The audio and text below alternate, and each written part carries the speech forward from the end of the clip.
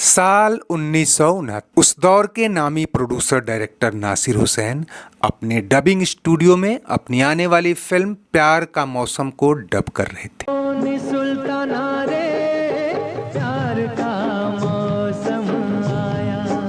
तभी 27-28 साल का एक लंबा दुबला पतला लड़का स्टूडियो में घुसा, इधर उधर देखा मानो किसी को ढूंढ रहा हो। डबिंग स्टूडियो के पिन ड्रॉप साइलेंस के बीच अचानक इस अनजान एंट्री पर हुसैन चौंके। उसकी तरफ देखा, पूछ बैठे, क्या है यहाँ कैसे? वो लड़का सकपका गया। जी मैं शशि से मिलने। अभी बात पूरी भी नहीं हुई कि नासिर हुसैन गुस्से में चिल्ला पड़े, गेट आउट।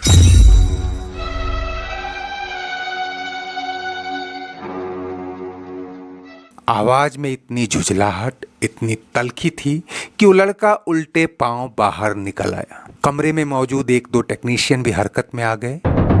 आसपास के कमरों में काम कर रहे लोग खिड़कियों से झांकने लगे और वो लड़का वहां से ऐसे भागा मानो कोई पकड़ के पीट न दे।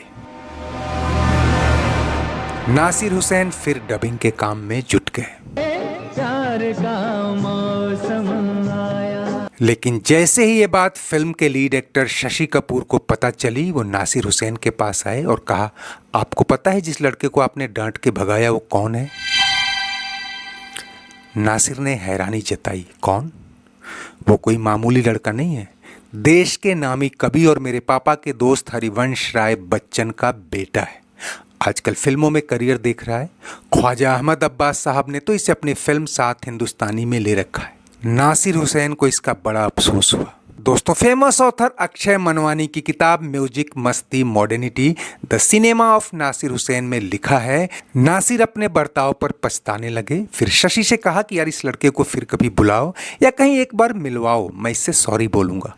और शशि के ही मार्फत इन दोनों की एक और मुलाकात हुई, जहां से हमारे इस वीडियो की एक और बड़ी कहानी निकलती है।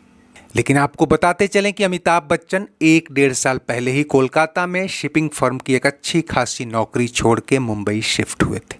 माता पिता के संपर्कों की बदौलत जिन 3-4 फिल्मी लोगों का परिचय उनका संबल बना, उनमें शशि कपूर के पिता पृथ्वीराज कपूर भी थे, जो अमिताभ को इलाहाबाद के दिनों से जानते थे और वर्षों पहले इलाहाबाद दौरे में वो हरिवंश राय बच्चन के घर पर ठहरे भी थे। इसी के चलते अमिताभ जब मुंबई आए तो उनकी पहली दोस्ती पृथ्वीराज कपूर के छोटे बेटे शशि कपूर से हुई, जो तब तक एक उभरते सितारे बन चुके थे।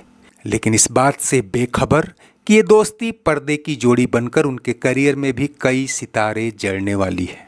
एक और किताब में जिक्र मिलता है कि अमिताभ नासिर हुसैन की जिस फिल्म के डबिंग स्टूडियो में शशि से मिलने आए थे, उसकी लीड एक्ट्रेस आशा पारेख थीं, जिनका स्टारडम तब पीक पर था और वो अमिताभ की फेवरेट हीरोइनों में थी। और जब अमिताभ शशि के मार्फत उनसे रूबरू हुए तो ये फैन फॉलोइंग एक तरह के इनिशियल क्रश में बदलने लगी। लेकिन हर चमकती चीज सोना नहीं होती। अमिताभ को बहुत जल्द फिल्मी दुनिया की हकीकत समझ में आने लगी। साल 1970 में जब अमिताभ बच्चन को पहला लीड रोल मिला तो उन्हें इससे ज्यादा खुशी इस बात की थी कि उनकी हीरोइन कोई और नहीं, आशा पारेख होने वाली है। साउथ के प्रोड्यूसर पोतिना डोंडेश्वर राव यानी डोंडी उन दिनों डायरेक्टर रविकांत नागाइच के निर्देशन में एक तमिल फिल्म की हिंदी रीमेक बना रहे थे। नाम रखा प्यार की कहानी और अमिताभ बच्चन को लीड रोल में लिया था।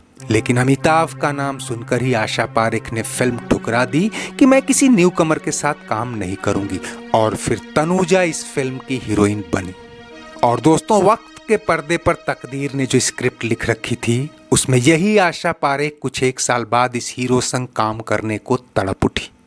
लेकिन हमारी आज की कहानी तो नासिर हुसैन साहब से शुरू हुई थी, जिनकी अमिताभ संग दूसरी मुलाकात बेहद सम्मानजनक और दिलखुश माहौल में हुई। अब ये उनके पिछले बर्ताव का पछतावा कहिए या एक जौहरी का नगीना चुनना, उन्होंने अमिताभ को भरोसा दिलाया कि तुम्हें जरूर अपनी किसी फिल्म में काम दूंगा। और जब ये काम देने का मौका आया, तब तक अमिताभ बच्चन की एक के बाद एक 10 फिल्में फ्लॉप हो चुकी थी और उनके ऊपर फ्लॉप एक्टर का ठप्पा लग चुका था। और ये काम तब मिला जब नासिर हुसैन उस दौर के उभरते स्क्रिप्ट राइटर जोड़ी सलीम जावेद की कहानी पर फिल्म बना रहे थे। नाम था यादों की बारात।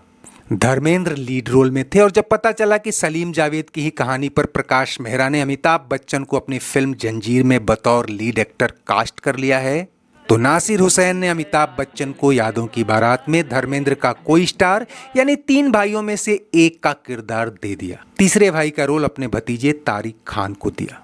धर्मेंद्र, जो तब तक फिल्मों में एक बड़ी रोमांटिक पारी खेलने के बाद एक्शन मोड में एक्टिवेट किए जा रहे थे, इस फिल्म में प्रोटेक्टिव ब्रदर, एंग्री या कह लें कि एक्शन ओरिएंटेड रोल में थे। सबसे ज्यादा वेटेज उन्हीं का था। दूसरे भाई विजय का रोल थोड़ा रोमांटिक, थोड़ा हीरोइक टोन लिए हुए था, जिसके अगेंस्ट जीनत अमान को हीरोइन लिया गया था। लेकिन जैसे ही डिस्ट्रीब्यूटर्स को पता चला कि नासिर हुसैन ने करीब 1 दर्जन फ्लॉप फिल्में दे चुके अमिताभ बच्चन को इस रोल में लिया है, तो वो उनके ऊपर चढ़ बैठे कि हमें पैसा नहीं डुबोना, इस हीरो को बाहर करो।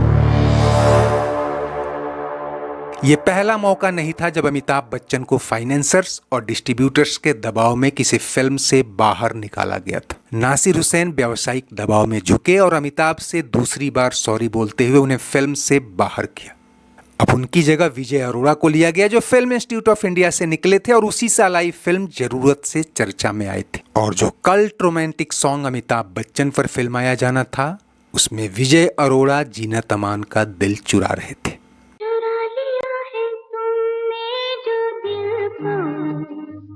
लेकिन दोस्तों, जैसे हर चमकती चीज सोना नहीं होती, कई बार कोयला समझकर फेंकी गई चीज भी हीरा निकल आती है।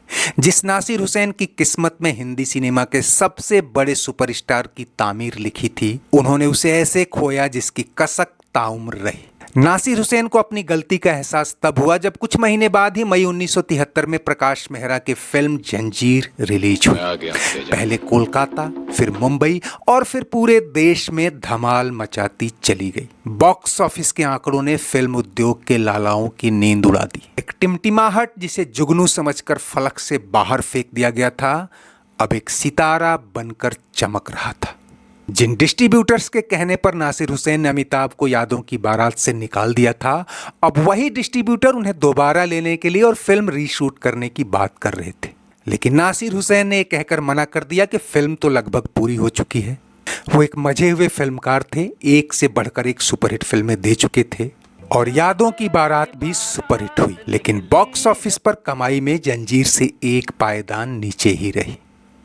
उसके बाद तो अमिताभ बच्चन का फिल्मी सफर आप सबको पता है, लेकिन हाथ मलते नासिर हुसैन के हिस्से में सिर्फ एक कसक रह गई अमिताभ बच्चन संग एक फिल्म बनाने की। एक इंटरव्यू में उन्होंने यादों की बारात से अमिताभ को हटाए जाने को अपने फिल्मी करियर की सबसे बड़ी चूक या मिस कैलकुलेशन बताया था।